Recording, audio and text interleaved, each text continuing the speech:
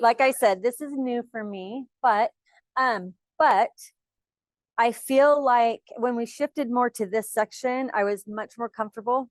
Just this opening right here. Well, let me tell you a little bit about myself. So 10 years in November, 10 years ago, but in Arizona, I licensed in Arizona for the first time. And then I was there until 2019. So I did 5 years there, and now it's been 5 years, 4 years, about here, 5 years, whatever. Okay. So I have 6 kids. I have we're now a family of 23. I have 9 grandkids, all under 4. So it all happened fast because that's how I had my kids very close. And so my grandkids come at once too. We had 4 in 1 year, 3 in 1 year. It just goes fast. So anyway, one of my interests in real estate was my mom was a broker for 50 years. I think last year, she's now 83 and she just gave up her license finally. And I watched her be in this field with pretty much kind of all men at that time.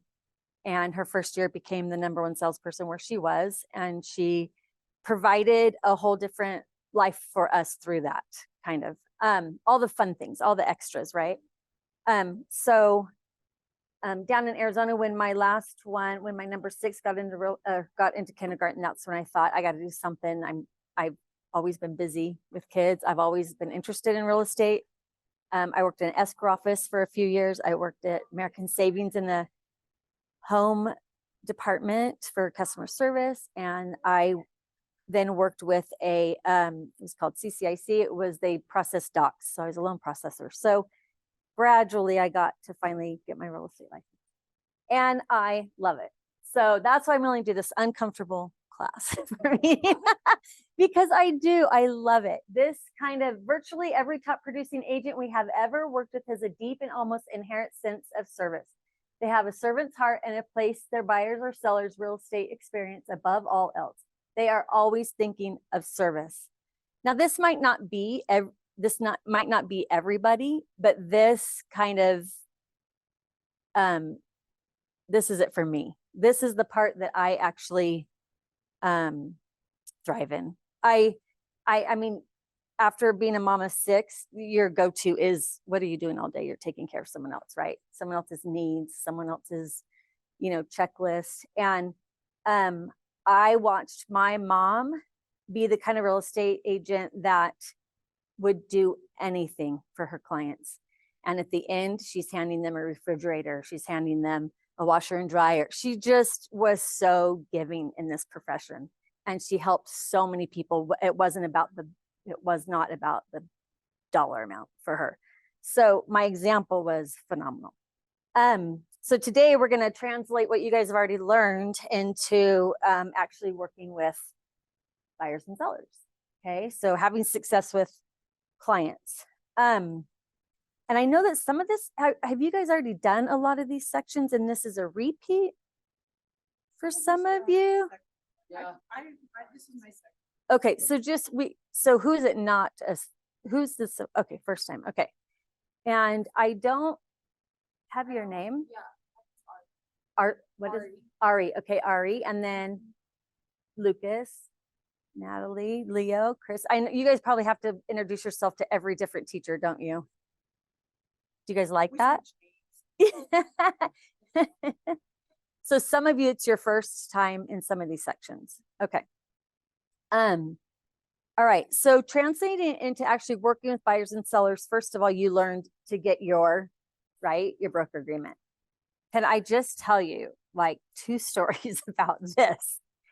This is an important document for me, and it's different for everybody. Just remember, it's different for everybody. But for me, that has not always been the very first thing I do. I have shown home. Okay. Thank you. Yeah, you're welcome. Just, do this if something happens. So in my listing appointments, I always had to go up against one other person when it's relocation. 2 agents go out. You both are interviewed, ask questions and stuff like that. For these people, it was important for them to know that even if they moved and their house wasn't sold yet, that house was going to be taken care of because they have a date that they are starting work out there. So I had one client that they were leaving and their house wasn't sold yet. And I'm out there each week, either cleaning up the yard or, you know, keeping the inside dusted or, you know, whatever needs to be done. I'm doing that. And I was willing. At that time, we had moved here from Arizona, and my husband, we had lived here a year, and then my husband was laid off. And so I was motivated. I was motivated and ready and willing to work. And that was the very beginning of COVID too. So COVID did not occur for me. That I was more busy in COVID than I'd ever been. I was never home. I was out in everyone's homes. Anyway, so I had people who wanted their trash cans taken out weekly. I had people who wanted, you know, their house freshened up. I had people who left this one cute couple, when I met with them, they had, oh my gosh, they had so much stuff everywhere in their house. And I was like, okay, now get organized. No. They pack us up. So they'll come in and pack up. I'm like, yeah, but do you understand? Like, on this table, if your computer's on this table and this baby bottle's on the table, they are packing this up together. Get your stuff organized. No, for the whole month that they were getting ready to move, nothing was changed. It blew my mind. And I'm like, so they're like, so we figure we're going to list after we move. I'm like, okay. So they packed up and they left me an island to fix. Yeah, they just, not a mess, and it was a newer home, but there was a list of things to do. So, I asked my husband one night, I said, do you think you could come out? He used to do cabinets. So I said, do you think you could come over and just fix this island? It won't take you long at all. And he's like, sure, no problem. And can you adjust this one, you know, cabinet? Sure, no problem. So we go over, and my kids, it's very common for my kids to say, why are you doing all this? Why are you doing why? I'm like, this is the level. Like, you have to decide your level, right? You have to decide your level. I was new here, so I didn't have all my people who I would say, can you go do this? Can you go do this? You know, my vendor list. When you do that, how do you set up payment? No, there was no payment. Like, No, I mean, oh, like, what do you if mean? it was something bigger, Oh, so now, yeah, your husband. right. They would have to incur that cost. Yeah. And in relocation also, they can list repairs and they would pay for it, and it would come out, they would, you know, do that all. But I just figured, let's just help. And so one night we went over there, and it's so funny. I have these pictures I have this one video. You'll laugh because I was exhausted. And mind you, during this time, I was probably doing, at least five closings a month by myself. I didn't have a transaction coordinator, and I didn't have a team like this. This is an incredible. I've already learned and attended more things here than I have in 10 years total. So this is just, KW is just an incredible way to start. You guys are starting in such a good way to be able to really have a successful business. But being vulnerable, okay, I thought, you got to be kidding me, everything I'm doing. And I went down to the basement, and there were all these boxes, and I was like, oh my gosh, I was so tired because I was up till about 1 every night, back up at 7, trying to get all these deals. So let me show you this, and you'll laugh, but this was my mindset at the time. I'm like, okay, you just do it because you do it. Okay.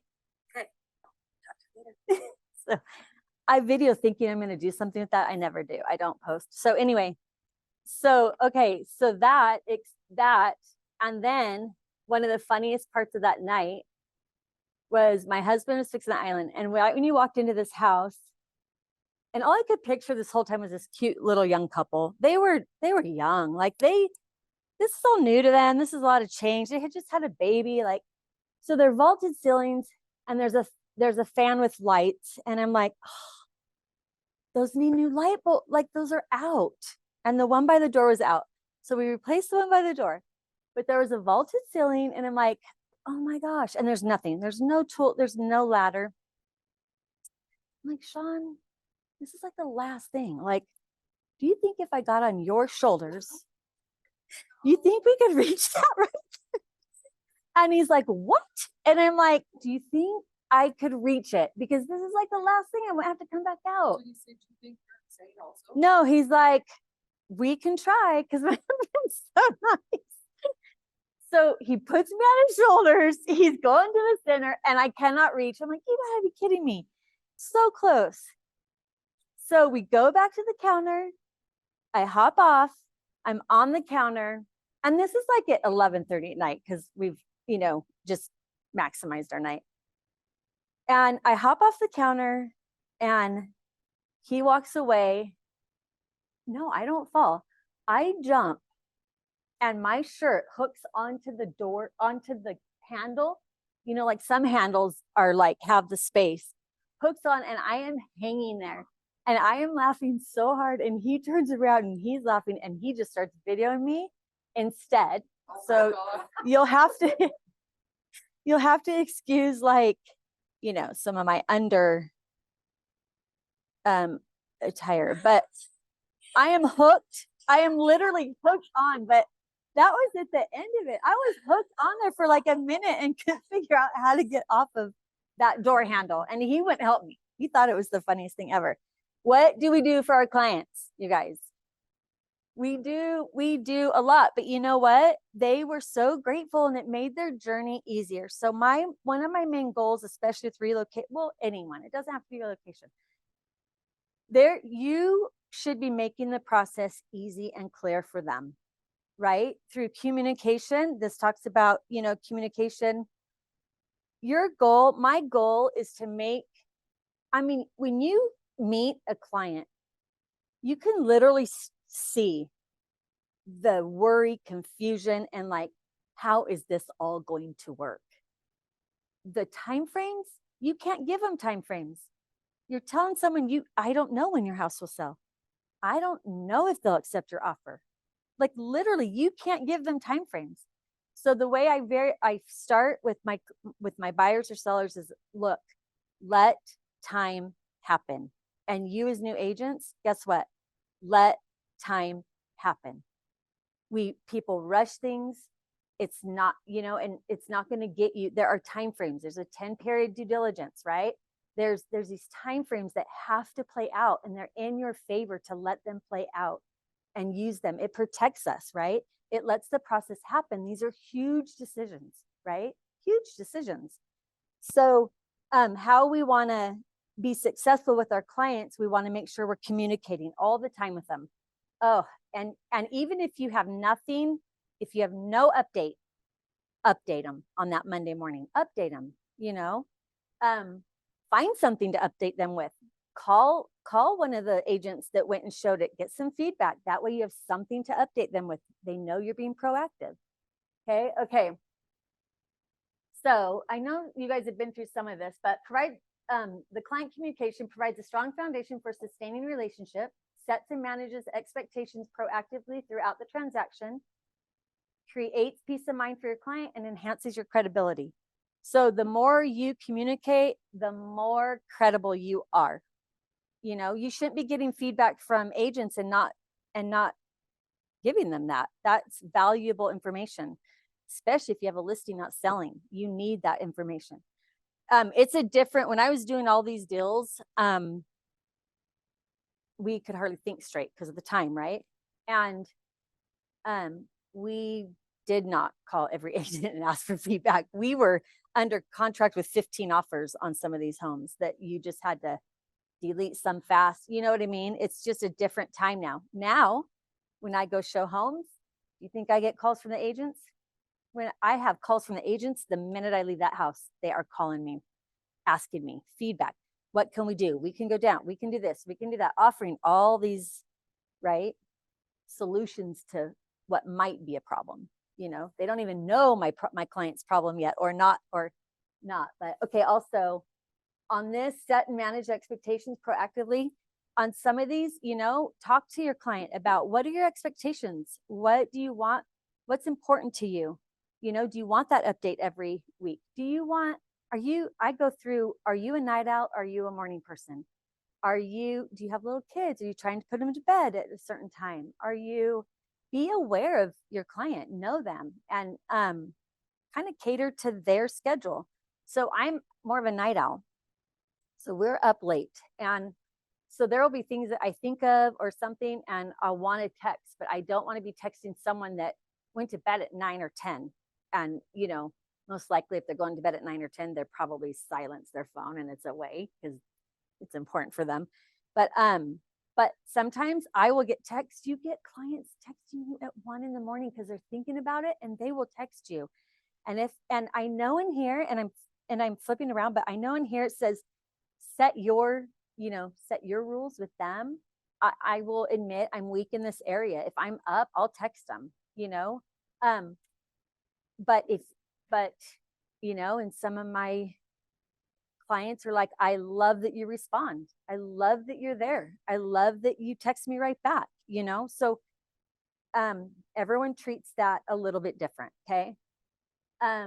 And then just create peace of mind.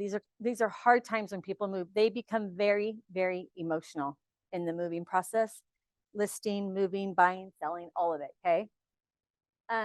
Okay.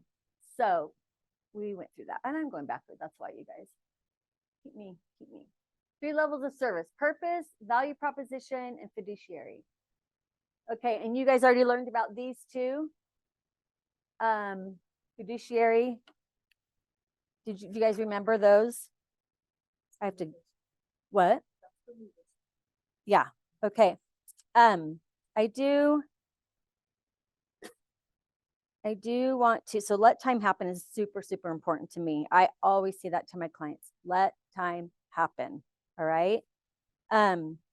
Because there's a whole nother side to it. Like if you're the buyers, there's a seller side to the time frame, right? They have everything that they need to happen too. Let me know if there's any messages that come on over. Okay. Went over that. Okay. So let's go over purpose. Okay. I want to do purpose. Your purpose. Masters of service have a clear understanding of why they should be hired and can articulate to anyone at any time what their purpose is. Great service begins with a clear purpose for why someone should work with you. So if I'm going, after I did 5 Micron relocations, I had reference for my next 15 to say, look, I know your timetable. I know how Micron works. I know how relocation works. I know that there will be a moving company here on this day, and this is the process. And use your knowledge that you've built upon other transactions that you've done to help you in the next listing appointments. Do you think it's advantageous if I've done relocation and another agent hasn't? Is that going to be advantageous to that seller? Absolutely, right? I know all the paper. There's so much more paperwork. There's just a whole process. Okay. So it might be, if you have a buyer, use your education in, let's say I'm working with a certain client that I know is an empty nester. How can I cater to like a home? There's just different things at different stages of life people want. Dial into your buyer that way, dial into your seller that way, kind of read into what you think. And then through questions, which you guys have gone over, through questions, narrow, right? Narrow out everything. Value proposition. The best agents can translate their purpose and why people hire them into a specific set of services they will provide. Once I had helped a couple, then they would pass. Then if they had someone at Micron that was also starting the process, they would say, look, Robin did this. She actually did this, and she did this, and she made it happen, and we left, and we were comfortable, and our house is taken care of.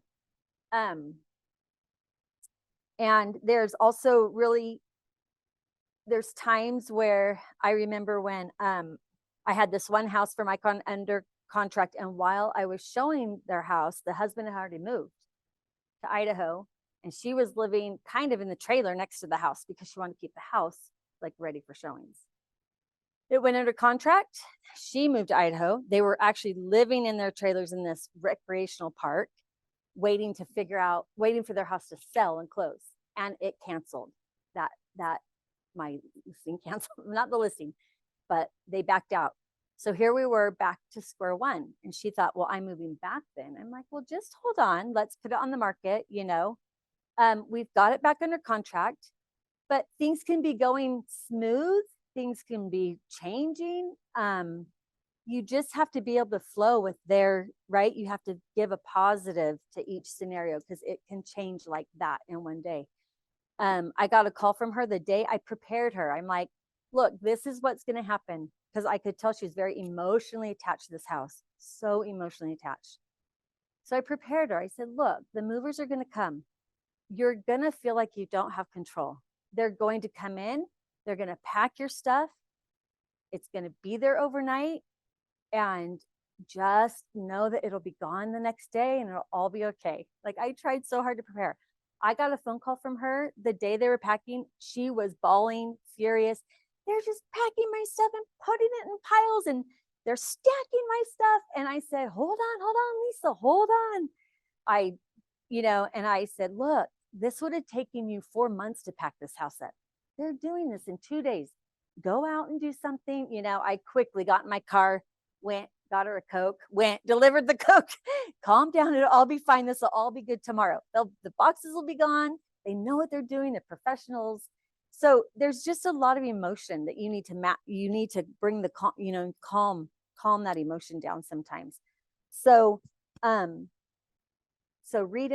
and learn how to read into people and, okay. And then fiduciary, highly productive agents provide a level of service based on their commitment to act as a fiduciary for their clients. They place their clients' interests above all others, even their own. That is not always easy.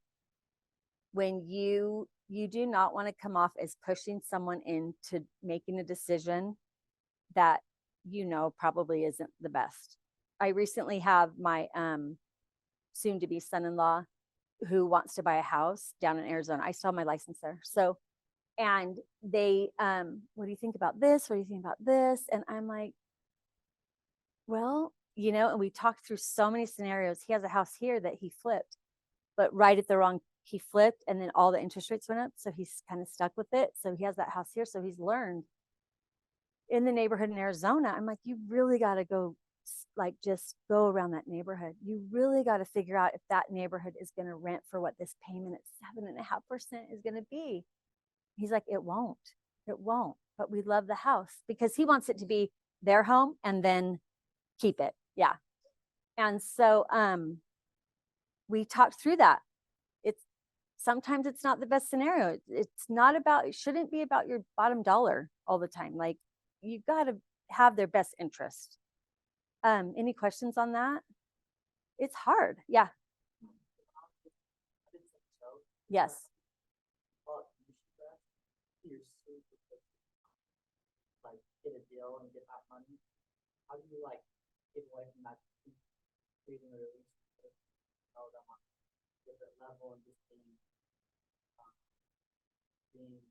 being there for them, being relatable? Like it just helps get away that commission grant so you're not too picky. Yeah.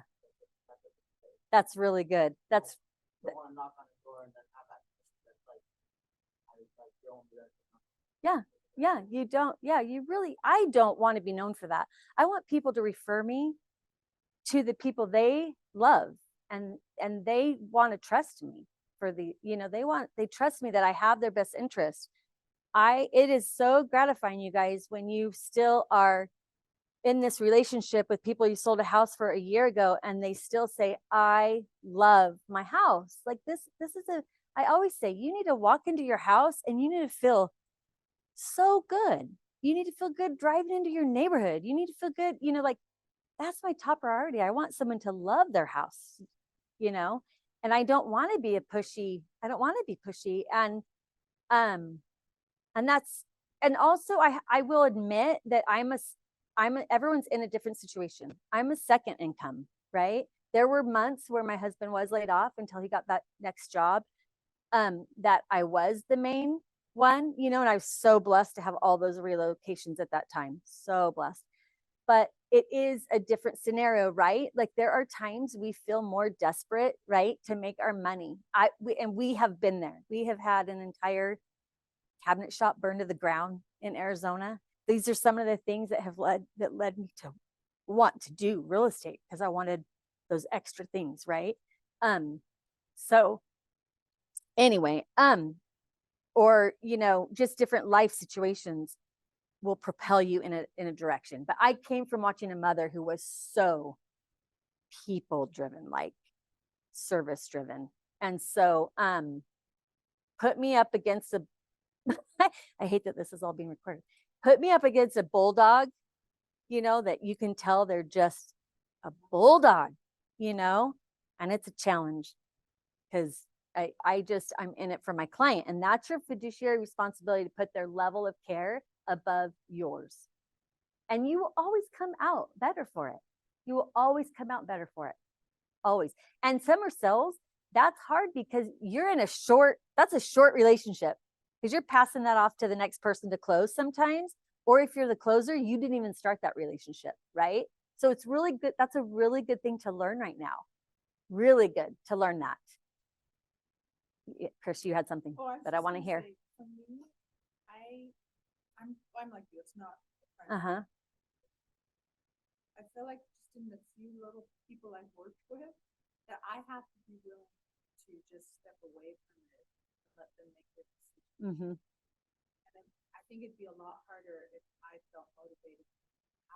Oh, I yeah. got bills. I have to do Yeah. this. I don't know how agents function that way. A lot of respect for that. Yeah, it is. And it will be the main breadwinner. It will be. But you know what? It's an awesome career and you can take it. There are so many systems and things that are set up and so many people in this company to learn from that it is their primary. That is, yeah.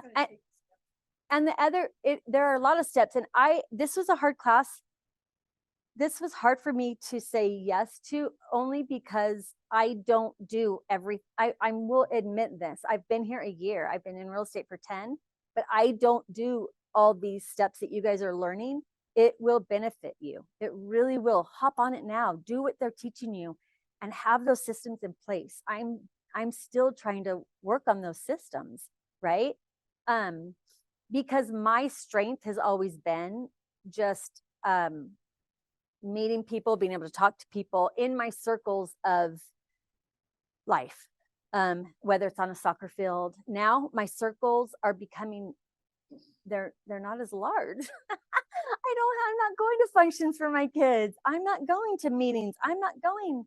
It's so hard. It's so much harder. So I'm learning to use my SOI. I've got to get in there and set these systems up that Hunter has taught about my 36 touch. Like I've got to do this. I've got to put myself back into the relationships that I have already had.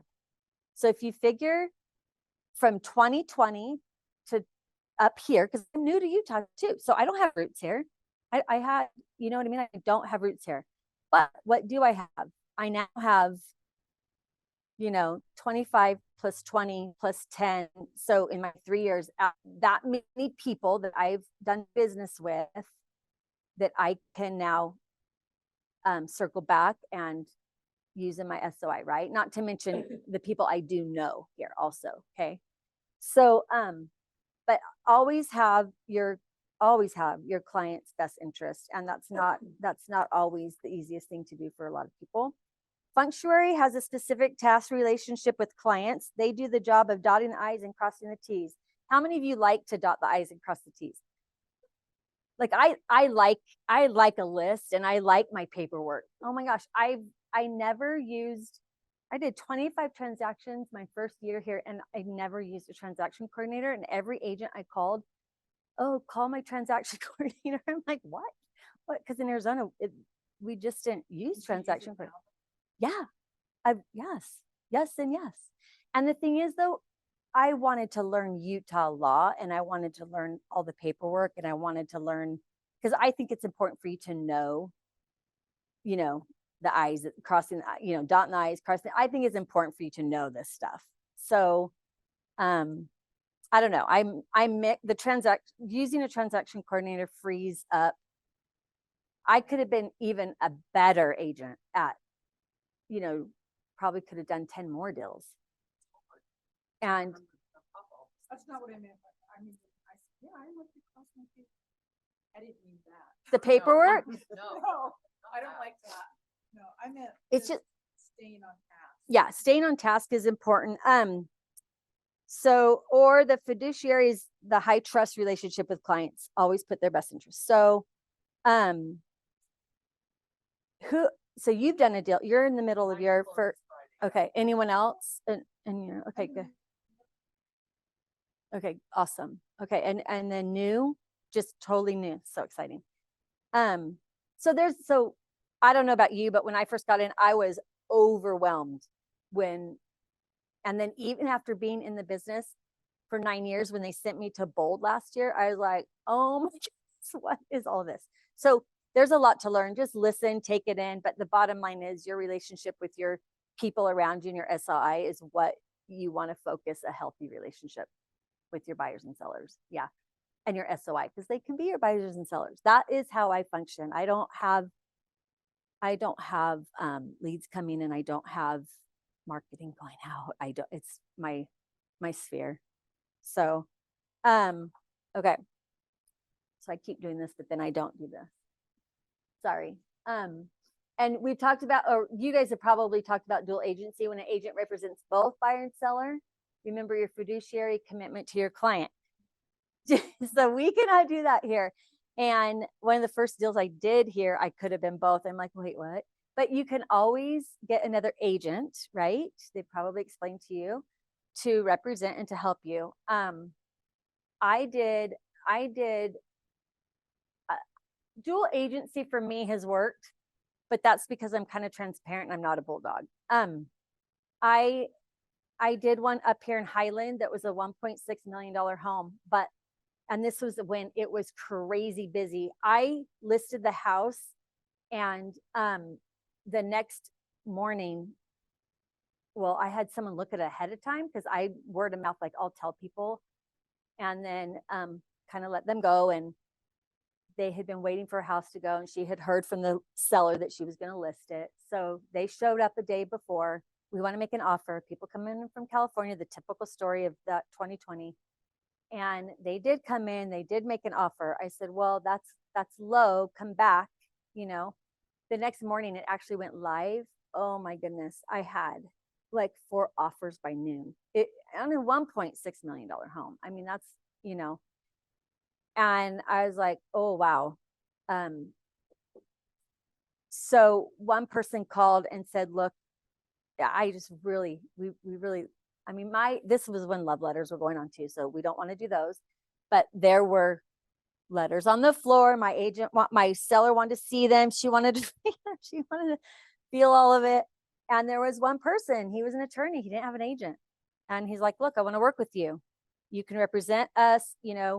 I'm an attorney. I get all this legal stuff. So it was a different scenario because he understood everything and he wanted the house. And it was nearly impossible to get a house at that time. So when you have a buyer and seller that both want to work to make each side happy, that's your best scenario. And so we'll get into it later, but when you have agents that have that same philosophy, like I want to work with an agent that wants the best outcome for everyone, it just goes really smooth. And I have to say that since I've moved here, the agents that I've worked with have been amazing. And it's so apparent that people just want both sides to be happy and for it to be right for everyone. And when you go about it that way, there's just it flows. There's good communication with everyone.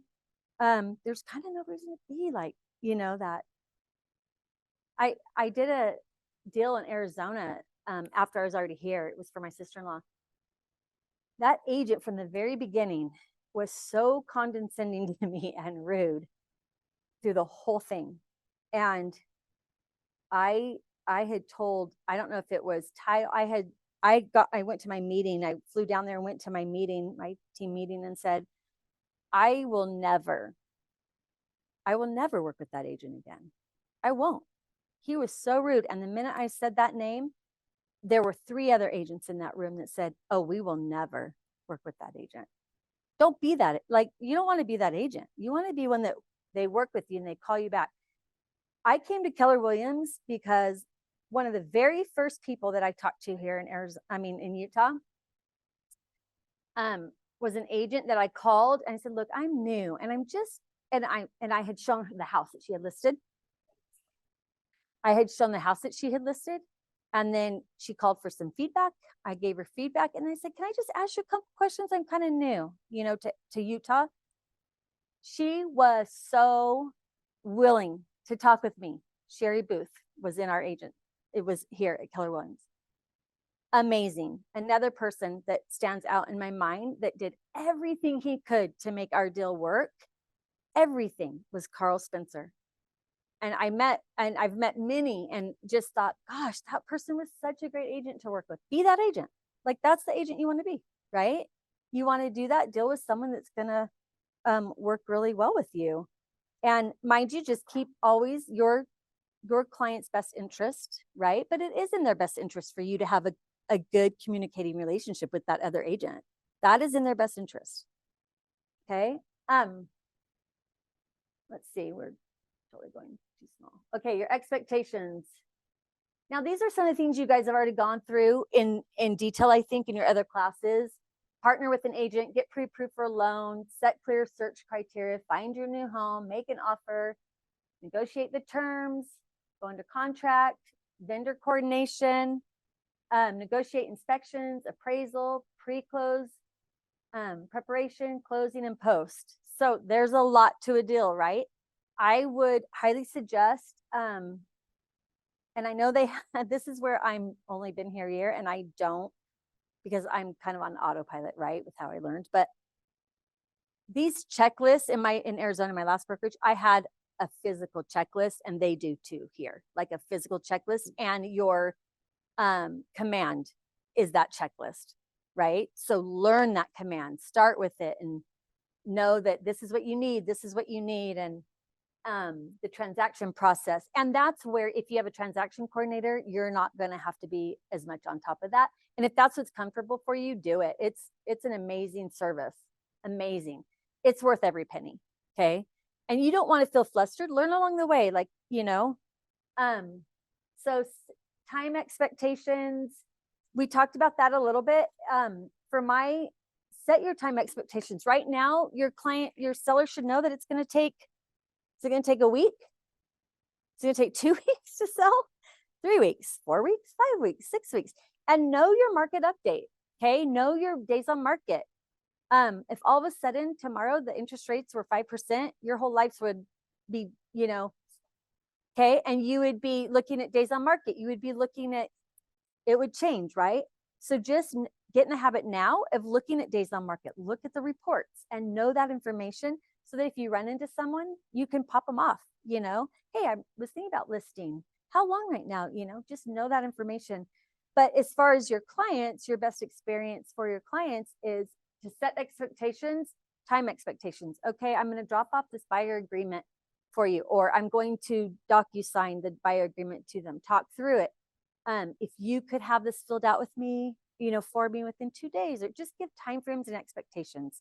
For buyers, let them know your available hours, your days, your, like we talked about before, mornings, after, or are you a morning person? Are you a night person? Just expectations. And how many times a week do you want to look at houses? How long of blocks of time? Because I can get in a car at 9 a.m. with someone and it could be, all day, all night, right? And then some people are like, oh, nap times, that's like huge. Oh no, we got to go between 9 and noon. And then they are out like that. Doesn't matter if you have 4 more for them, they are out. It's nap time. And then if you want to pick it up in a few more days, you can. So just talk about their expectations. Let's see. Angie said she went through that last. And document expectations. All the documents, just talk through them with them. You obviously don't need, to go over an offer until you have an offer, till that comes. It does talk about in here, though, that you could go over what an offer would look like so that they can expect, know what to expect. Okay. I do set the expectations for my clients. If I'm listing a home, I say, look, we don't want to list your home on the market until you are absolutely ready to show it. Like, don't list it and say, let's list it on Friday, but we can't show it till next week. Like, your time, once you list it, your most important time is, the very beginning. I don't know what it is with the mindset, but if I'm out showing a house and they say, how long has this been listed? Oh, it's been listed for 60 days. Well, why has it been listed for 60 days? It should be gone, then that automatically sets a negative in their head that something's wrong with this house. So I always tell my clients, if we're listing it Thursday night, have a plan on that weekend, you're out of here. Like, you are going to let it be shown. Your best for a seller, your best thing is availability. You let people see it. Okay. You want that seen that first week or two as much as you can. So set that expectation. You should never list a house and then them say, well, I can't let that, I can't show it this weekend. That should have already been talked about. Okay. And then same with a buyer. If a new listing comes on the market that they absolutely love, you get there. You make it a priority to get there. You don't wait a week. Okay, well, let's go see it next week. Okay. Because if it has their whole checklist that they want, you want to go. Okay. All right. Set expectations for communication. I don't turn off my phone. But I could learn better. I could, people are so understanding too. They know past 9 or 10, everyone, you have to find your own boundaries. That's what I'm going to say for that. You find your own boundaries. Do they hate text? Do they hate emails? I have some people that would only email. I have some people that would only text. I have some people that won't answer those. So you have to call them. Okay. I had for Micron, they do 12-hour shifts. So man, when they are on their 3-day, 12-hour shifts, you are not hearing from them. They are not texting you back and you're waiting, 3 days. So we talked through a lot of those. Once I found out that schedule with my first one, I knew for the next ones that I need to really lay out, okay, if you're on your 12-hour shift for 3 days, can I still show your house? Are you good with that? Have it ready every day that if you're gone for 12 hours, I can go in and show your house or someone else can. Okay. So set those timeframes up. Just communicate. That's what you want to do. I don't think you could over communicate. They'll let you know if you are, right? Any questions on that? Well, that is difficult though when you're It is. when you have somebody that works something where they Yeah. aren't and you're on a deadline. Oh yeah. No, for real. No, really, for real. I need you to respond. I And need to sign documents. You were something. panicked last week at the meeting because no one had signed the documents. Yeah. But the problem is they didn't indicate to me Yeah. what their schedule or their things. And Right. It's like, no, when it says sign, it means both of you. And I told you both of you, not one of you, both of you. And I was almost ready to have a That's nervous right. breakdown. Let's talk about managing. The agent stress, like with the other agent, it's so stressful. Oh, our own stress. Like, That's why you want to work with good ones. Just kidding. but you don't get to choose. You don't. So buyer, there are that's so many it. awesome agents. I don't think I've had a For bad the one, but another your own. agent, Okay, so her own stress. I mean, all of the above. I probably lost a few years during 2020 and 21 of my life just of the stress level, just because I was tapped out. Like if I would have had a community like this, like Keller Williams, or if I would have had a transaction coordinator, but I was left till, because when you do relocation, you do what's called a BMA, a broker's market analysis. It's like a CMA, but it's like an 8-page fill out by like, you can't automate any of it. I don't know why they don't have it automated, but you fill that out, and it took me probably 6 to 8 hours on every one. So I'd be up to like 2 and 3 in the morning, then back up. And that stress level, my family like I look at past pictures. That's why I looked like, just tired, right?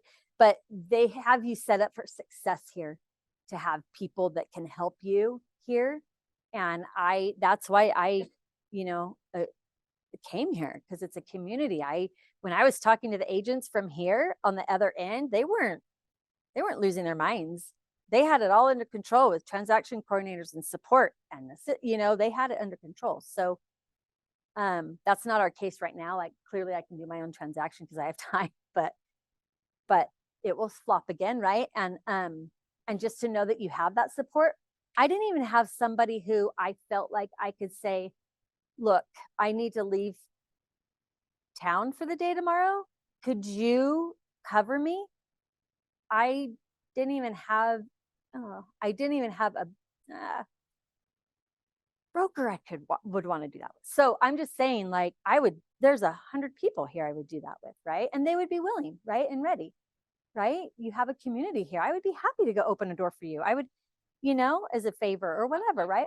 Or the app, that app, like, who can do an open house? Who can do, you're set up for success here, you guys. You really are.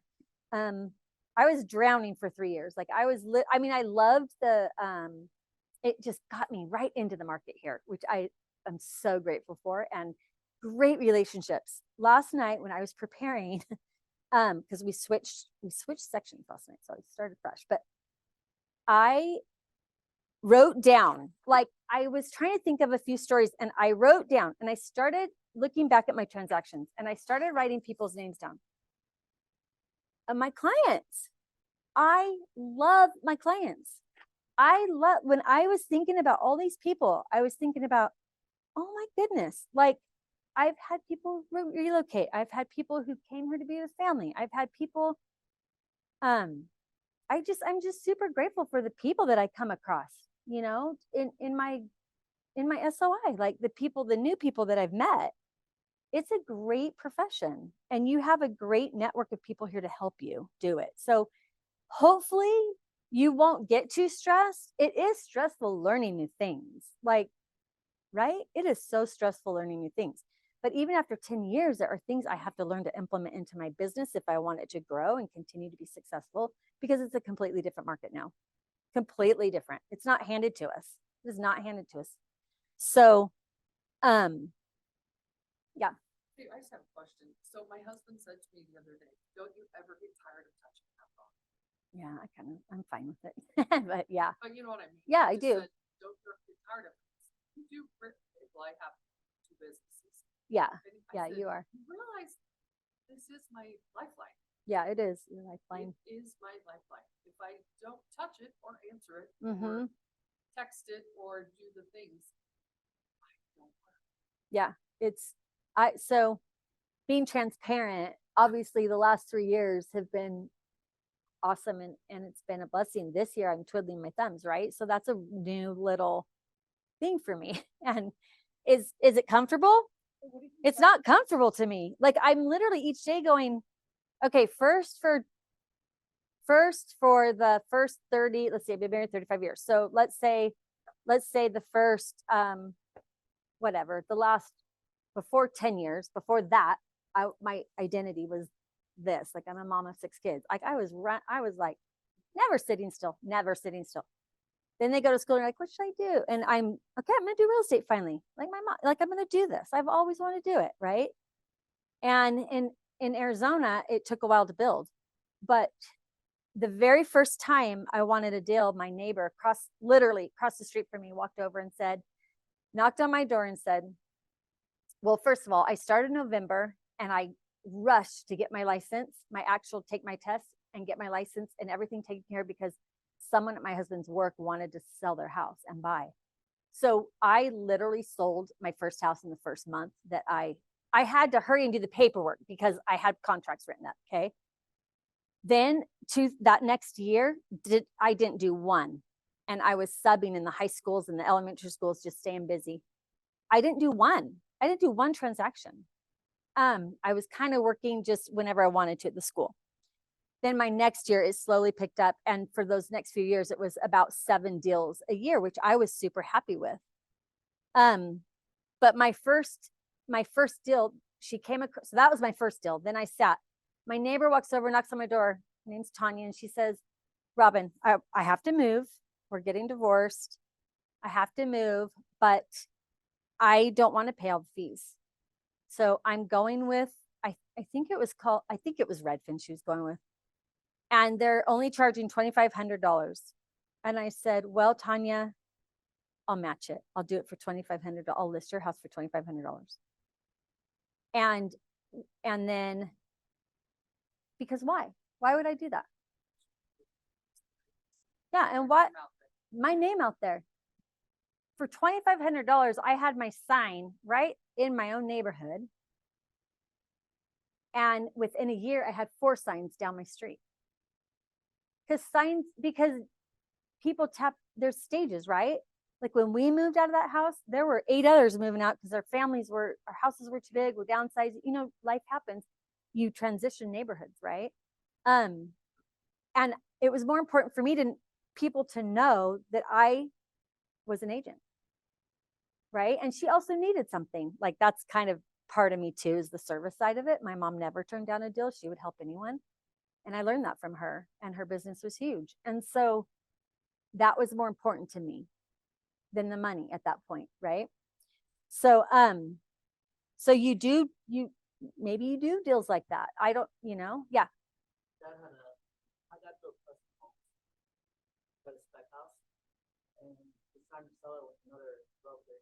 Sell it broker for like 6 months, and he would only make like $10,000 in the year. Susie Clyde here at Keller Williams, like, I'll do it for 1%.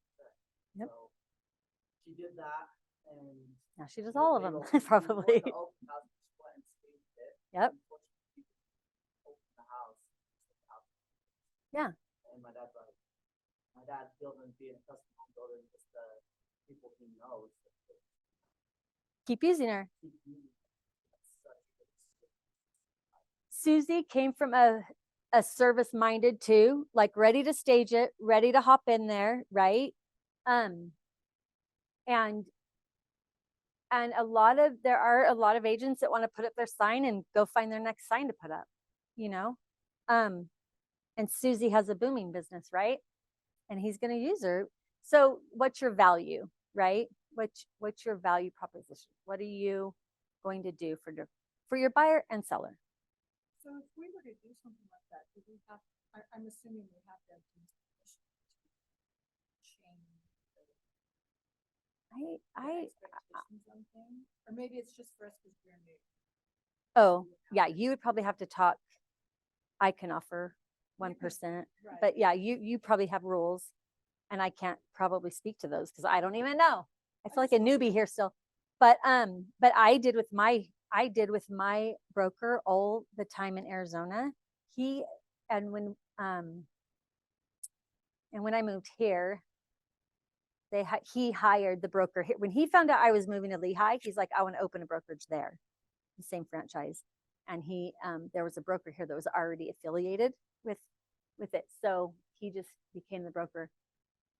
I drove that broker crazy here, but the bottom line, because I did my deals the way 1%, 1.5, you're worth, on his listing agreement, on this listing agreement, first of all, he would make his own listing agreements, and he would put 7% on all of them. And I said, I'm not using that. I will never charge 7%, but you're worth it. And I'm like, that's not how I roll. I'm so sorry. And he would argue with me, and then he would argue with my broker in Arizona. And my broker in Arizona said, you let Robin do what Robin wants to do. And that's just that, right? Like, you get to do your business the way you want to do it. You guys are learning, and there's rules, and I don't know what those are. So I can't really speak to those. But if Susie Clyde wants to start off and do a 1% with a builder, did that build her business? Did it build my business to do that deal for $2,500? Is that $2,500 more than what I would have gotten if I didn't do it? Who's not happy to get $2,500 for like, I mean, like, we got to be grateful for this profession and what we make on these, deals. Now, don't be taken advantage of, because we work hard. Like, we work so hard on these homes. That first year here, I worked my tail off. I have pictures that I was going to pull up. There's one home that they threw their trash out of the home to the backyard for years. You guys, years. I had my son and my nephews digging up trash under dirt for weeks. I have the pictures. It was unreal. And I'm like, oh my gosh, what did I get myself into? But the very first meeting when I met them, their daughter had just been burned from boiling water. They had been in the hospital. They knew they had to relocate. Like it was such a stressful time for them. I'm like, look, let me do this. Just let me do this. Like, let me make this transition for you easier. But we're never going to be able to do this, clean up that bad. I'm like, just, you know what I mean? Like, at the end of the day, you're making a fee on, you're making your commission, and you're not usually doing 40 hours every week on one client. You know what I mean? Like if you're making 12 grand a month and it's just different. So be willing to be, flexible in what's best interest of your client. Like I knew that with those relocations, they had to move no matter what. They were taking these jobs. So why not make that transition easier for them, So if I went, let's see, I'm not even going by this, you guys. Market expectations. We talked about that a little bit with make sure they know in a market right now, is it going to take longer to sell? Yes. Why? All kinds of reasons, right? Interest rates. And so just keep up to date on those. I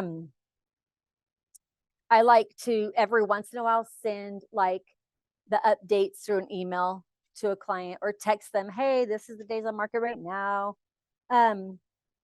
On time I wanted to go back on a little bit of let your clients know if you're leaving town. I had a client coming here from Seattle. Oh no, they came from San Jose, my two best clients that year. San Jose, we came, they looked at a house, I showed homes, and then my daughter had her baby. It was a premature baby, so I had to go back and take care of her. So we put an offer in our home. I was back in Ohio. We put an offer on this beautiful $3.2 million Parade of Homes home in Draper. And this couple loved this. It was gorgeous, gorgeous, gorgeous. They did not accept our offer. So we're looking, and they're anxious because they know they're moving here. So there was another home in Draper, older home. And I had someone I know go show it to them. And I'm in Ohio this whole time. So I'm in Ohio for 3 weeks.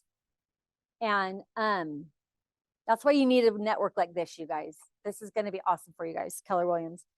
While I was in Ohio for 3 weeks, we put an offer on this other house.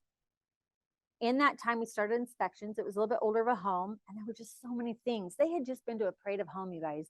That was beautiful, updated, everything new you could possibly have. And then a 2000, I think it was about a 2008. And so everything's naughty older, everything's dated. And they're like, well, we'd do this, we'd do this, we'd change this, we'd change this. What would it cost to do this? And during that time, we put an offering. We're in the inspection period. And I'm doing inspections from Ohio. Like we're having these conversations every night. We would know, we'd meet up 8 o'clock. I'll call you. We'll go over everything. Those expectations. No, I'll still be there for you. We can still do this. We would be on Zoom. We would be on whatever, guiding them through, have your inspector like ready to be answering questions for them. Anyway, the agent, who was also the builder of the Parade of Home, called and said, we canceled. We want to take your offer. I'm like, we're in the middle. We are like a day away from our due diligence. We canceled on that. This is all while I'm in Ohio. Stress level. All I did was work that trip. Like my daughter's like, really? Are you here for us? And I'm like, I'm home the baby, being mom, because that's my top priority. We get under contract on the Parade of Home. So all their talk about a mind shift, right? They're talking about it's going to cost this to do a remodel. It's going to cost this to make this basement how we want, all this, to dream home. Why would I push them to finish on this deal if this is like the ultimate dream, right? Ultimate dream. We canceled, moved to that one. Happy, all while I'm sitting in Ohio, right? Like there's ways to do things. and people you can count on here to help you, right? Finish those things. Also, the day before I left, I had gotten this one client, Chloe and Parker, and they said, there's a house we want to see. I said, I'm leaving town in the morning, but I'll get you in. Another agent, I think she used to, I think it was an agent here. And I called her and said, I need my client to see this house. They're so interested in this house. And so she met him there. She met him there. How, if you have a good conversation and you are willing to be kind and flexible with other agents, they will be kind back. It's their listing. Treat them right. Like, have that good communication with them. I sold 3 homes, you guys, while I was in Ohio. And the one was cash. So that little Chloe, they bought cash. I never saw the home. It closed in 5 days and I came home to a check, right? My Parade home, I came home to a check of 90 grand. Okay. So be good to the other. If when we didn't get that offer, the agent that I was working with, I couldn't believe it. I couldn't believe it. She negotiated back and forth. I mean, we negotiated for a week on that Parade home, and it was their own house. Her husband's the builder, so it's her own house. So she had a lot of interest, right? And I kept the relationship professional and kind. I didn't get bitter. I didn't get rude. I didn't say you let us on. I didn't do any of that. You keep your relationship. You keep your relationship with those agents good, because I'm telling you, you circle back to the agents all the time. All the time. You circle back, and you need that good rapport with them. You need it. It benefits you. I can't tell you how many times I've had an agent say, I will work with you all day long. Or I'll call again and say, hey, can we go to this house early? And they're like, yeah, Robin, let me get it handled. You want them to work with you. You just do. And that's a slide in here, but I'm not even doing my slides very well. Provide value, ask for help, reward. Okay, reviews. So I didn't do reviews. If your purchasing or selling experience exceeded your expectations, would you be so kind as to give me a brief review? I'd also like your permission to use this in my advertising marketing. I was not good at reviews. I think it was like 3 years ago, finally, my cousin set me up with Google review and sent me a link. And to this day, I still go back to his text, hit the link, and text that to my person. So if that tells you anything about my technology abilities, clearly paper. I did start with my reviews, and I read some of those last night because Angie said she went into this a lot, so I'm not, but it did remind me that it is so important. And if you Googled me and you read a few of those, you would see that they're service minded, and they're about the things we've talked about today. And they would absolutely, those people would refer me, and that's your next deal, right? That's your next deal. I sold, so my first year I was here, I did about 26 or 28 deals. My next year I only did, not only because I loved every minute of it, 18, but my numbers exceeded those 25. So my production was over 80,000 or 90,000 more than those 25, because on reloads, you're handing money over to the relocation company, right? And in those 18 deals, I had one 3.2, one 3.8. That 3.8 deal in Highland referred me to the 3.2 client. So that made my year. Now I will say the 3.8 came from it's my son's in-laws. They still had to trust me, and right? And we did a deal. I'll finish with this, but we did a deal. They said they're from Seattle and they were moving here, President Qualtrics. And he said, I want to find a house in St. George. We're in Seattle, but during COVID, I want somewhere to go warm. I'm working remote now. Remote changed everything for people, right? So we went down to St. George. We put an offer in a house. We did not get that offer. So I started looking for options. Options were lots. There was a lot across the street. We toured the house next to it. The people let us look at their house. He fell in love, bought the lot for $750,000. And that was in November. And that home is just finished this month. It's been 3 years, by the way. 3 years. But in that 3 years, I have then he got hired 4 months after he bought that lot. He got hired at Qualtrics. He was with Microsoft, bought a house in Highland, 3.8. Then what did he do? He started working, bringing executives on to Qualtrics and referred me to them. I found a house in Highland. I said, you got to see this house. It's not finished. It was thinking outside the box. It's not finished. It's about 3 months from being finished. Everything's chosen down to the couches, to the tables, everything's finished. And I Zoomed him. I'm walking through the house. And he bought it, he bought it in that state, and it took a while to finish it. But if I wouldn't have done my best at the St. George lot, would that have led to a house in Highland? And if I didn't do my best for my client, being service minded, I went up to that construction site every day to check on that house. And I worked with an amazing agent on that, another brokerage, but amazing agent that walked me through everything. Because this house, so the people were finishing it, but decided to change their path and wanted to sell it literally 3 months before they were finished with this beautiful home. The Allison Campbell interior designer, whole thing. So my client bought every piece of furniture. I mean, all done, right? And I went up to that construction site regularly, filming it, videoing it, sending the pictures. Meanwhile, getting a lot set up with the builder, architect, and everything down in St. George. My biggest advice is you stick with your clients and you do the very best you can for them, and you go above and beyond. Just shoot higher than the next person next to you, and communicate the whole way.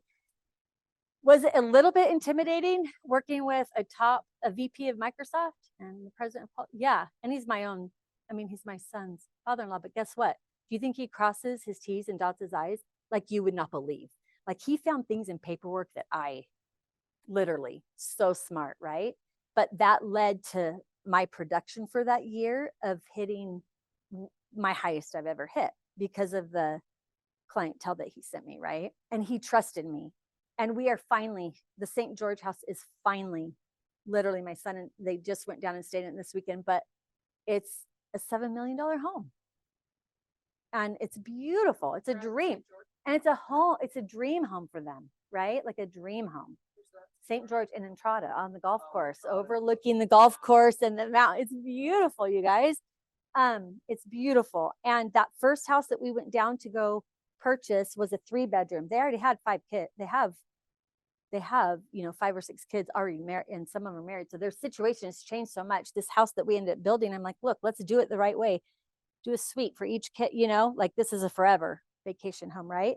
But that led to building on a lot, right? Buying the Highland home, people's life. This goes over people's life. Their plans do change. I liked that it said, what do you want most from your agent, right? You want to find the right home. You want to help the buyer negotiate the terms of the sale, help with price negotiations. And then all these questions that you ask to find out about your clients. Ask the questions, ask them on the phone, and then meet with them and ask them, and then revisit it and narrow in.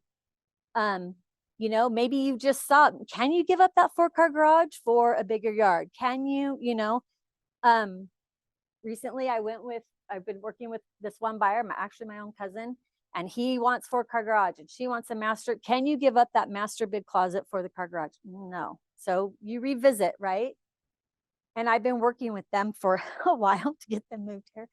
And we just went from $1 million homes. They just decided, you know what? We think we want to make sure we have a property in California to visit our other daughter. So guess what? We're bumping our amount down to 7 so that we have some money to do ADU down there. I'm like, okay, revisit. You know what that's going to look like going from 1 million to 700. So this is what you need to expect now, right? Like revisit it. Do people's lives change? All the time. I've had multiple clients that we started the Micron process to relocate them, and one wife got cancer. We stopped everything. I kept in contact every month with them. How are you doing? And a year and a half later, they called me and said, you have stuck with us through this whole thing. We're now ready to sell. and they sold, and I listed their house, and then he referred me to someone in Bluffdale, and I listed their $1.2 million home. So just stick with your clients and be there for them. Be that person that they feel comfortable calling, and reaching out to, and saying, I'm overwhelmed. If they're overwhelmed, will they call you? I'm overwhelmed. Like, well, let's talk this through. Be willing to talk things through. You ever not want You know what? No, I don't think so. Cause well, yeah, I actually passed it off to my sister. She got her license right after me, and she was so hungry. And I'm like, oh, here, go ahead. Like, there's just, I was probably really busy at the time too. And I passed a couple off to her actually to get her rolling, and it ended up being a very hard deal. And you could tell from the listing appointment, it was going to be hard from the very, very get go. But no, it's a challenge, right? Like a challenge accepted. Like, I feel like I can adapt to people's personalities. I feel like, but there are a lot of agents that pick and choose. I mean, that they can. I can't say I haven't ever said no, I don't think. And I'm a little competitive. Those like 5 that I didn't get out of the 25 listing appointments, and the 5 that I didn't get, and I was up against a lot of, now I know they were very successful agents here in Utah Valley that I was up against. Didn't realize that until I got further in the business, right? Because I was new here, I had never done business here. Where in Arizona, I was intimidated by those people. But here, I didn't know them. It didn't matter to me. I didn't know their history, right? But and I did run across one, and I said, oh, I've been up again, because I would always go back when the house listed, and I would see who listed it and who I lost to. I would do that, torture myself, and I would see who I lost it to, and how I could get better. And there was even a time that if I ran back into the person, or if I called and said, is there anything I can do in my listing presentation? Because there was this one lady that was like, oh, this is perfect. We'll get this going. And then called like 3 days later, we're using the other agent. I'm like, it's like, sometimes you're dumbfounded. You're like, we were like, I don't understand. And she's like, oh, my husband just demanded that we use this other one, and I want to know that. I want to know what I can be better. Be willing to ask, how can I be better? How can I be better? How can I be a better agent? How could I have been a better service to you? I don't know. But I did start to say something before, the one that I was like, really? You're not using me? Oh, I ran into this agent and said, oh yeah. After a couple of years have passed, he said, oh yeah, I've been up against you in a lot of listing appointments. He's like, you have? And I said, yeah, when I first moved here. And I totally confronted him. Yeah. And super bubbly, nice person. And he said to me, because he listed a home in my neighborhood here. And I'm like, how do you know them? He's like, oh, I lived right over here. And I was, and he was using everyone around me to clean it out, and like my ward people, like trick people. And I'm like, this is interesting. So he's calling the real estate president I work with to clean and stuff like that. So I'm like, okay. So anyway, I said, yeah. And yeah, yeah, you kind of got a listing over me. He's like, I will always get the listing over you. And I'm like, challenge accepted. I'm like, to me, I said, are you kidding me? It was so, and so that house, the Eagle Mountain the one that got cancer, and then they referred me to the Bluffdale, she said, so we still have to meet with an agent tomorrow, but I think we're so happy with you. I love your energy. I love your this. I love your that. I said, well, who is the agent? And she says, this name. I said, oh, please tell him Robin said hi. Because I knew I was getting the listing appointment. I knew I was. Did you tell him Robin Warner said hi? He wouldn't remember my name. I know it, but I remember his. And I said, oh, I'm going to get this listing over you, buddy. Anyway, that's my little competitive side. I'm really not that competitive, but sometimes I do want to know how I can be better. Like, if it didn't go well, because sometimes your people get a little bit upset at things, and you need to calm them down and then just have some conversations, about things. You'll get in a few little disputes. But anyway, I love real estate, and I love my clients, and I love working with buyers and sellers. And I need to do all these things that you guys are learning to make my business more successful, for sure.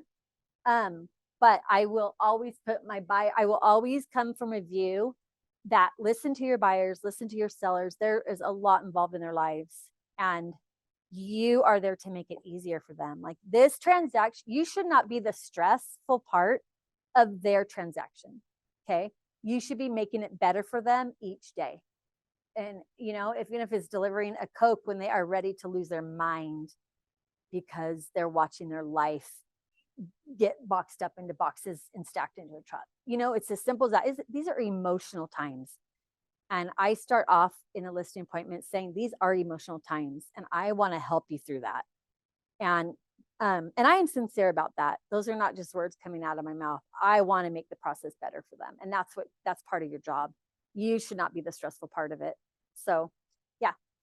I remember Ed telling us that you should be the one to balance their emotions with them. Because sometimes they're super excited. Mm-hmm. they're looking out, That's or right. super sad.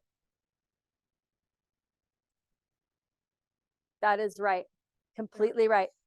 You are a family. Oh my goodness. We'll end. I don't know what time this is supposed to end, but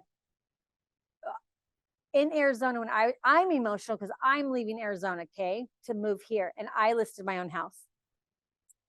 And a year before that, I started working with a client and her husband. He's a dentist. They have 3 kids. And for our first meeting, I say, just come on over to my house and we'll go from there. I'll drive. And they're like, okay. They walk into my house. They're like, well, let me see your house. And I'm like, okay. So they're in my house. First of all, I don't ever do that, but they were friends. So I'm like, well, they were a friend of a friend. Anyway, they come in and I said, now look, the house down the street is going to be listed and it's my floor plan. Okay. So she's like, well, then show us your house. And I'm like, all right. So we walk through my house and I'm thinking it's for floor plan. This is because this one's going to list. I'm going to do this. Right. She's like, I love your house. I love your house. Just sell us your house. I said, I'm not going anywhere. So we start looking at homes. 9 months we're looking at homes, you guys. Every house we walked into, they disagreed on everything. One time she'd come out crying and he'd come out mad. And finally, after months and months, I'm like, oh my gosh, I talk about a marriage therapist. It was bad. And finally, one day I walked out with him and we walked out and he said, she's not happy. He's like, well, I'm not giving into that. I said, you know what? You go to your dental office all day, go decorate your dental office. I mean, like, seriously, I had to finally be like, go build your office the way you want it. But your wife needs to be mentally stable in this home, raising these 3 kids. It's already hard for her. Let her have some of these, like, things that she wants, like some win. Like, come on, Jeff. Like, come on, let's do this. Like, think of this in her view. She's in it all day long. We had that conversation. Here comes October. Robin has to move to Utah. Literally. So I'm listing my house. You're what? You're listing my house, your house? They bought my house after a year of showing the homes, you guys. They bought my house. And I'm like, and she still texts me constantly. If she does anything to my house, she texts me about it. She did finally put in the pool I always wanted. So that's good. Be in it for your clients. You know, she loved my house from the very beginning. The minute I knew I was listing my house, that was my first call because I'm like, she walked in my house and felt happy. He walked in my house and felt happy, you know? Yeah. So be in it for your, I mean, I don't think I made any money on that for actually representing them. Just kidding, for a year, but all right, guys. Tough conversations, clean out, declutter, get that stuff out. You know, they are tough things. But anyway, all these things. My main thing was talking about clients on both sides, sellers and buyers, and being that person that you want a long relationship with them. Susie probably has tons of deals from your dad now, like golden. Not anymore. Yeah, not anymore. Woo! Yay for you. That's awesome. Sorry, Susie. She'll find the next one, I'm sure, because she does it right. Agent interaction. Don't think you're putting up a sign and walking away. Okay? Do not do that. These are, I'm not going over this stuff. That's just, and then just be safe. We don't even need to go over, you guys have talked about why buyers hesitate. Talk them through things. Oh, they get tired, they get nervous. Realign them on what their goals were to begin with. You know, why do you want to move? I mean, I had to realign my current buyer. Like, okay, so now we're going down to 700. So does the 4-car garage still matter? You know, what's your time frame? Well, we're just waiting for our house to sell here. So many things. The time, and this person, we're best friends. She's my cousin. She wants to know every detail and has her map like plan always in place, and her house isn't selling. So you think she's getting frustrated? So you gotta bring them those emotions, right? Every time I sold a house, we listed in September, didn't sell till December, and moved the week of Christmas. All 4 of my places. Every time. We didn't intend to move on Christmas week. Like literally, we left our trees for our people, moved in our house. Yeah, it was every time. I don't know why it worked that way, but maybe it was to prepare my cousin, because I'm like, look, it's now November. You could be moving the week of Christmas, you know, who knows? But yeah, you got to just kind of calm their fears. All right, we'll stop here because I think I was supposed to be done at 11 or 11:30. I don't know. But excessive sellers, they of course want their house priced right, and they want to sell within a time frame. And there's always things you can do to declutter. You guys have probably talked about all that stuff. Okay. How big of a problem do you have when you have to tell people, hey, you have way too much crap in your house? Yeah. So I mean, just between you guys and the people in Zoom, my Micron clients were hoarders. I don't know what it was. I went in with just so much. So we took we had a lot of conversations about decluttering. And when you do relo, you have to take pictures that when you go for your listing and send it to the relocation company, and then in your report. And so we had a lot of conversations about, okay, let's pack. Oh, and they don't want to pack because the company packs for them, right? So why would they want to pack it up, right? So those are hard conversations. I had people with signs on their walls that had maybe the F word, you know, like as their art decor by their TV. I'm like, yeah, we might want to take that down, or we might want to take that down, or yeah, you have to have those conversations. But I think most people understand that now with staging. We were in a time, luckily for them, that houses sold kind of fast. And so regardless of sometimes what it looked like, they were selling. Now it's a different conversation. I never felt in those timeframes of 2020 and 2021 that I needed to stage a home, because I figured it was going to be sold within a day, literally, right? So my conversation was more like, once we list this, are you ready to pack up and leave? That was our conversations then. It just was. I mean, you know. When I did one this weekend, that now you're staging. They couldn't even look at the house because all they could look up was the court. Like literally, people did not even look at the house at all. It wasn't your listing though, right? No, it wasn't. But what if it is our listing? That's the problem. If it's your listing, it should you should educate them with maybe an article, or educate them with what sells quickly and say declutter. I looked at some online this past week going, why did this agent let this? Well, it's one of ours here. And the thing is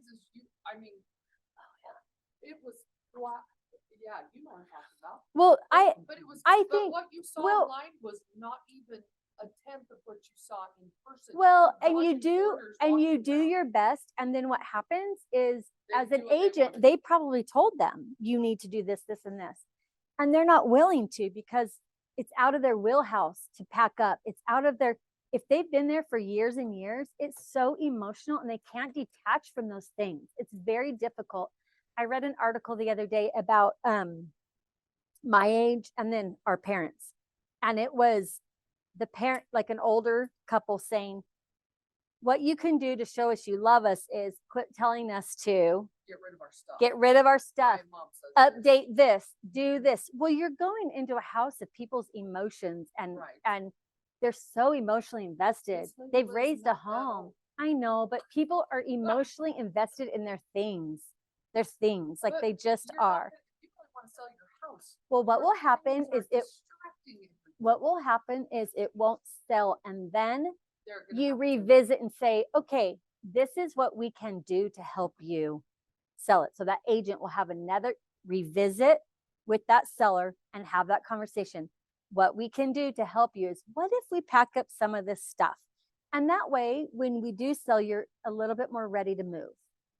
I mean, that's what we're talking about. Those are hard It's conversations, gonna be right? hard conversations But in that house. not everyone, and also that seller's world is about to change. They're probably not happy. They probably would love to stay there. I don't know. know. But so that goes into conditions. Well, it doesn't, because that's the conditions of the market. But Right. the conditions of that home will keep it from possibly selling, because there's a few others that people can look at and see the home. Yeah. So I would, if it were me, there are some very stubborn people. I had people that did not declutter, and if I could get them to declutter their countertops, I was kind of lucky. Let alone their stacks. Like oh, this cute little man.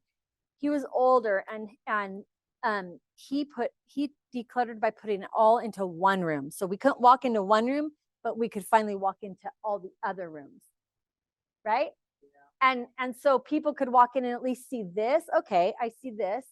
And I could see the square of this room, so I can visualize what that could be, right? For a buyer, right?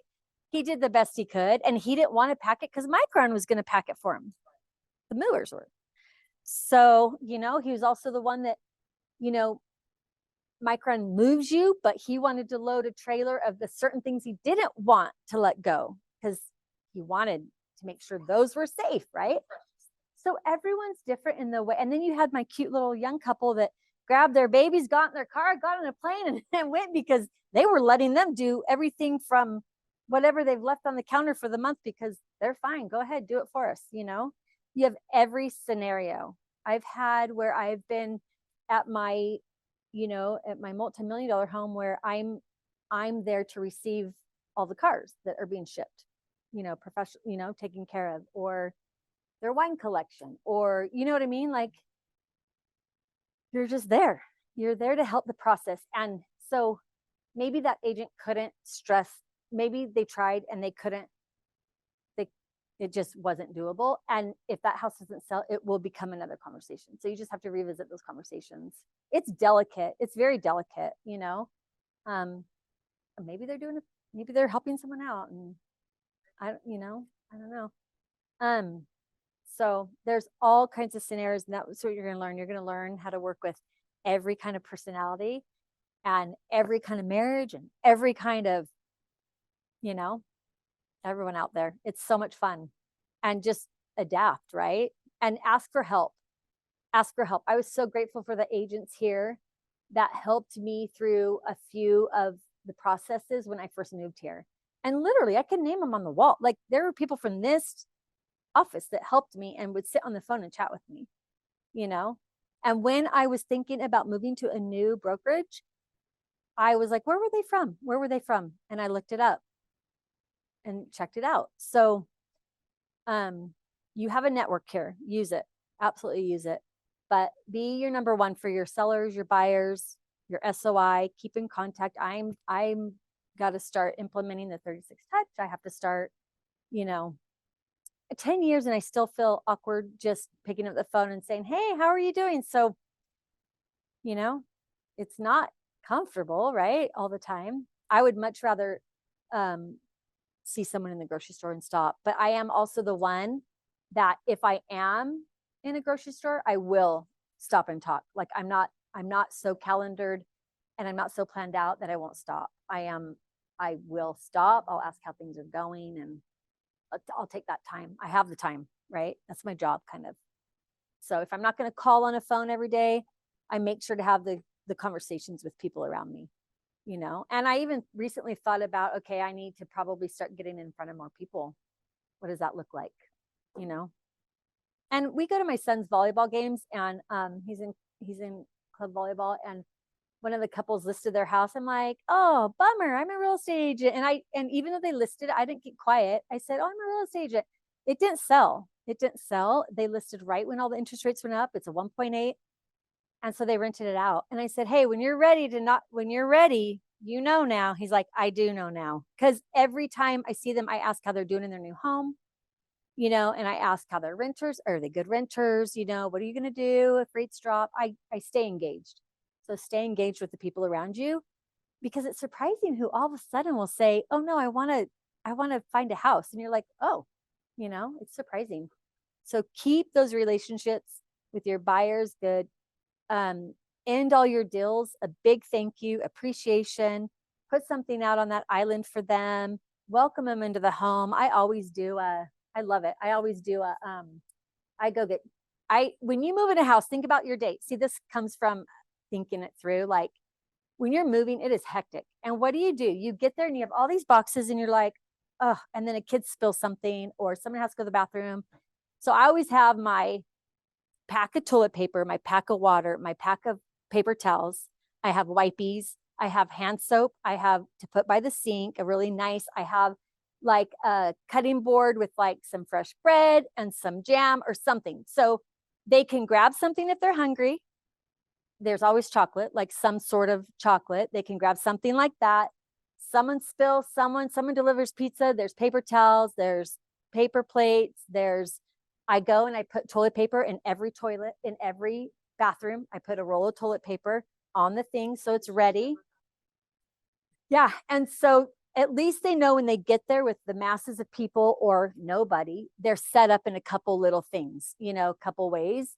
And you're thinking about their immediate needs right there. And then I'll do like a little thing of like bath bombs, like, okay, now relax. Salts, like now you can relax. After you do all this, here's something to relax with.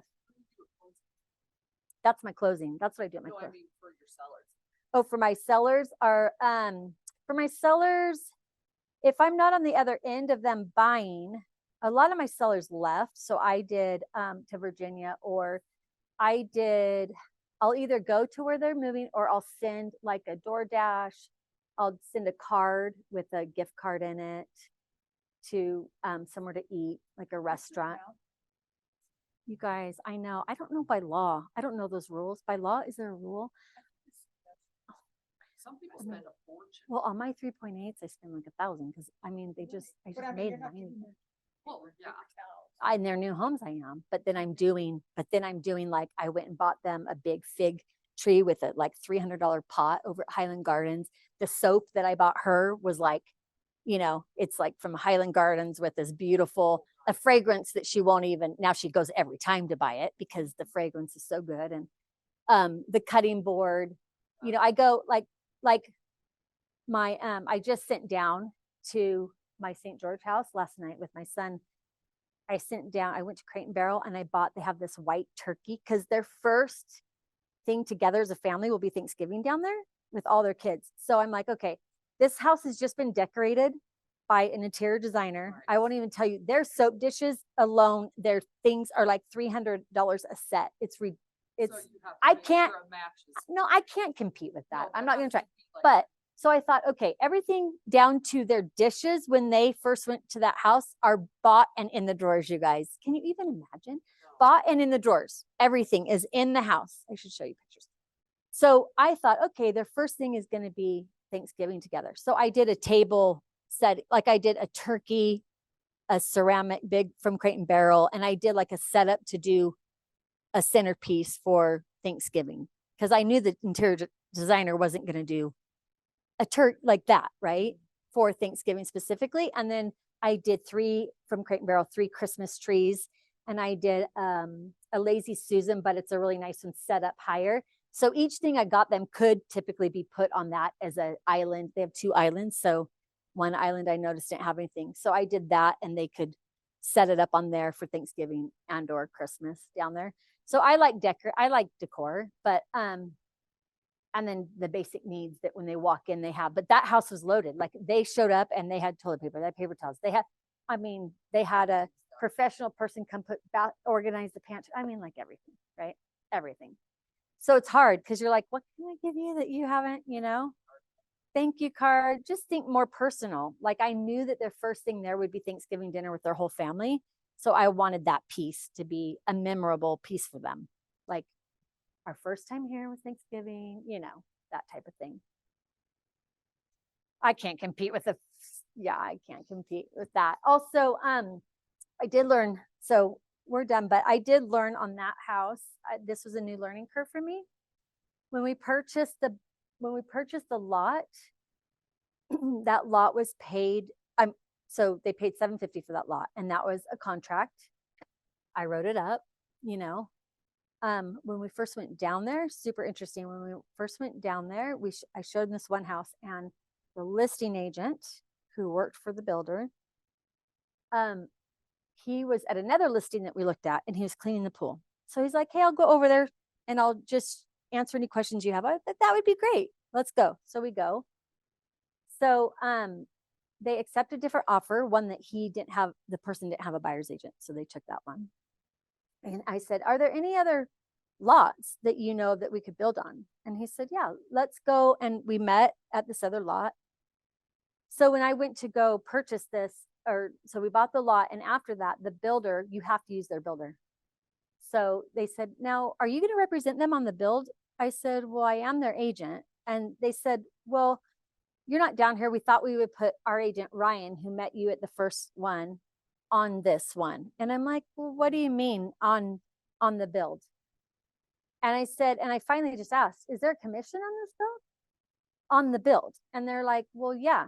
And I said, well, I'm their agent. And they said, well, we'll just put this guy on it. And I'm like, for what purposes? He doesn't know my client. I found, we're down here. You're the ones that didn't accept our offer on that, right? You're lucky if you're the listing agent on that lot, you pay him. You owe him 50% of your, no, I don't. You pay him. You wanted your lot sold. We bought the lot. I'm their agent. So finally we met up.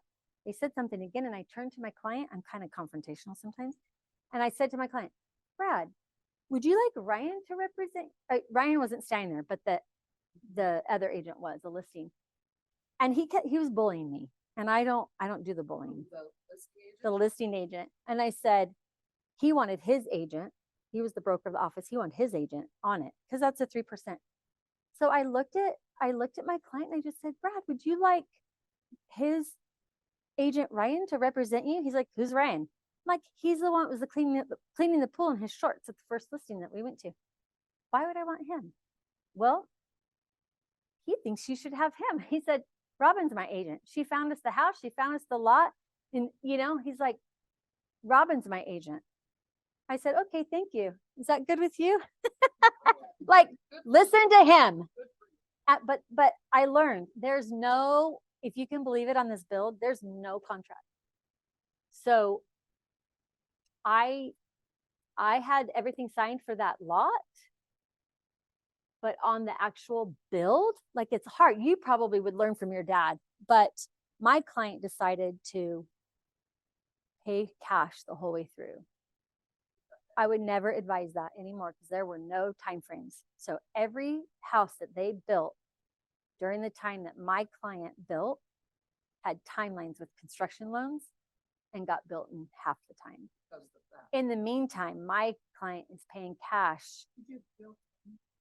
I think, but that builder eliminated me so fast. So I went to a builder. I went up in Mapleton with our group here. I've learned a lot. Like, I want to protect myself for all the next kind. It was a new thing for me. I had done new builds, but not, maybe not of this magnitude. Like in Entrada, there are certain builders, they kind of own the place. I mean, they set all the parameters. So I've learned a lot. I have one that my husband is doing custom cabinets for up here in Traverse, and I've advised him, you make sure you set in timeframes. And he has set a time frame of a dead drop finish. And if not, then every month that builder has to pay 10 grand to him. My client lost on interest rates by it taking 3 years instead of a year and a half.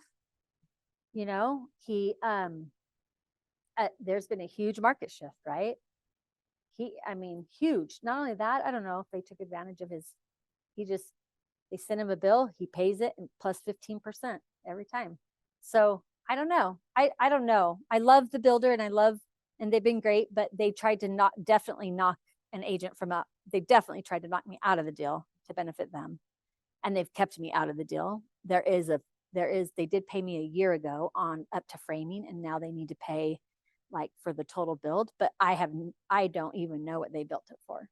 Like my client will say, well, we're up to 500 a square foot. Now we're up to 600 square foot. So you have no Now I'm idea up to what 5 million, but now I'm up to 7 million, but I don't know if the 7 million includes all the landscaping because they're literally walking into this new home with the pool done, with the landscaping done, with dishes in the drawer, with sheets on the beds, with the bed. I mean, everything. They're a full gym, So they're only gonna cleaning pay you what supplies. they I don't decide even to know. pay you.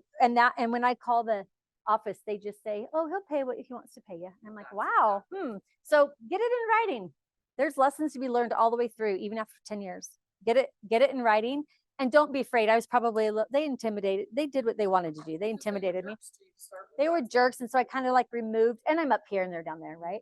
I go down and visit. I go down for the updates. And the minute I did go down there for the walkthrough at framing, the builder was like, I said, look, I know there's a big controversy. I know that so-and-so thinks that this commission should be going to his own agent. That agent had nothing to do with my client. And he's like, I'll get you paid. Don't They're worry. pretty hoity-toity down there. My parents have a house down there and they're really snotty. Yeah, they're bad. Oh, it is. But once again, I'm kind and you want to keep the relationship. I want to keep the relationship with Bart. If I have another client that wants an entrada, I want to make sure my association with them is good. I want to make sure that I represent my buyers and sellers in the best interest to benefit them. And it's never going to benefit your client, your buyers and sellers if you don't have a good rapport with other agents. So you really, you know what I mean?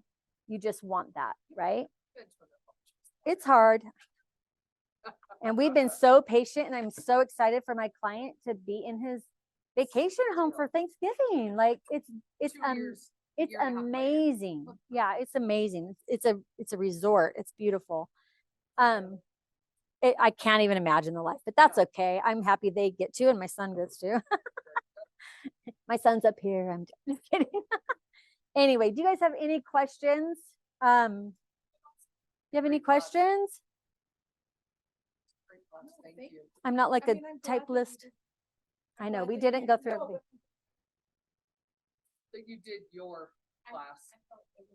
Well, I went through it so many times that I went through the things. I just didn't sit and read all these. No, forgot, but It's thank okay. you for not So doing we that. talked about, you You're good. know, and you can find these slides on your, you know, you have them. Well, we have it. You have them. So go through them. I think real life is when you get out there and learn. You can sit and set up all these systems and you can sit and set up all these things, but unless you're face to face with the buyer or seller, you're not doing real estate yet, right? No.